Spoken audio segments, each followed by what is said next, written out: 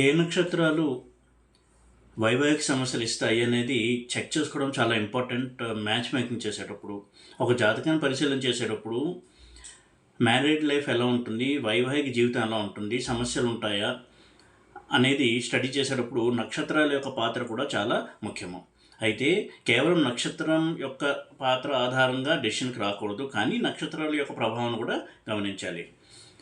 కొన్ని సూత్రాలు కనుక మనం చెక్ చేసుకున్నట్టయితే ఆ నక్షత్రాలు వైవాహిక సమస్యలను ఎక్కువగా ఇస్తాయి. అయితే ఎప్పుడు నేను చెప్పేటట్టుగా గుర్తుపెట్టుకోవాల్సింది, ఇది జన్మ నక్షత్రానికి సంబంధించినటువంటి దోషాలు కావు. సప్తమాధిపతి కావచ్చు, దారకారకుడు కావచ్చు, శుక్రుడు కావచ్చు, ఇలా వివాహానికి సంబంధించినటువంటి గ్రహాలు కనుక కొన్ని నక్షత్రాల్లో ఉన్నట్టయితే వైవాహిక జీవితం కొంత ప్రాబ్లమెటిక్గా ఉంటుంది. అవి ఏంటి అని చూసినట్టయితే మొట్టమొదటిగా గండాంత నక్షత్రాలు, అందులోనూ గండాంత నక్షత్ర పాదాలు. అవి ఏంటి అంటే రేవతి 4వ పాదము, అశ్విని 1వ పాదము,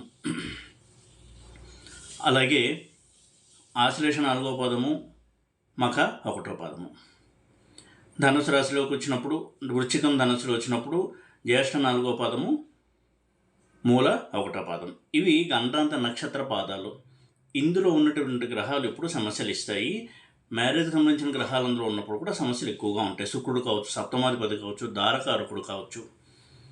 ఇక కేతు నక్షత్రం ఉన్నటువంటి గ్రహాలు కూడా వైవాహిక సమస్యలు ఎక్కువగా ఇస్తాయి. రవి మ్యారేజ్ సంబంధించినటువంటి కారకత్వాలు తీసుకుని కేతు నక్షత్రం ఉన్నప్పుడు తీవ్రమైన సమస్యలు ఇస్తాడు. రాహు నక్షత్రంలో ఉన్నప్పుడు కూడా ఇస్తారు, కానీ కేతు యొక్క సమస్యల తీవ్రత ఎక్కువగా ఉంటుంది. అదేవిధంగా బుధుడు యొక్క నక్షత్రాల్లో ఉన్నటువంటి గ్రహాలు, చంద్రుడి నక్షత్రంలో ఉన్న గ్రహాలు ఎక్కువ డిస్టర్బెన్సెస్ని తీసుకొస్తాయి. తరచూ డిస్టర్బెన్సెస్ వస్తూ ఉంటాయి. అలాగే క్లుప్తంగా కొన్ని నక్షత్రాలని స్పెసిఫిక్గా చూసినట్టయితే భరణీ నక్షత్రము, మృగశిర, ఆరుద్ర, ఆశ్లేష, విశాఖ, జ్యేష్ఠ, మూల, శ్రవణము, శతభిష, ఈ నక్షత్రాలు కొంతవరకు మ్యారేజ్ లైఫ్లో ఎక్కువగా డిస్టర్బెన్సెస్ని తీసుకొస్తాయి. అంటే మ్యారేజ్ లైఫ్ యాక్టివ్గా ఉంటుంది.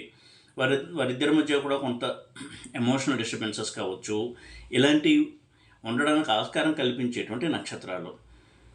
కేవలం ఈ గ్రహాల నక్షత్రంలో ఉన్నంత మాత్రాన మనం మ్యాచ్ మేకింగ్ చేసేటప్పుడు రిజెక్ట్ చేయట్లేదు, కానీ ఈ అంశాన్ని కూడా కొంతవరకు దృష్టిలో పెట్టుకున్నట్టయితే మనం కొంత ప్రిపేర్డ్గా ఉండడానికి హెల్ప్ చేస్తాయి ఈ నక్షత్రాలు. ఎందుకంటే పాపగ్రహాల్లో నక్షత్రాలు ఎప్పుడు కూడా కొంత ప్రాబ్లమేటిక్ రిజల్ట్స్ని ఇస్తాయి.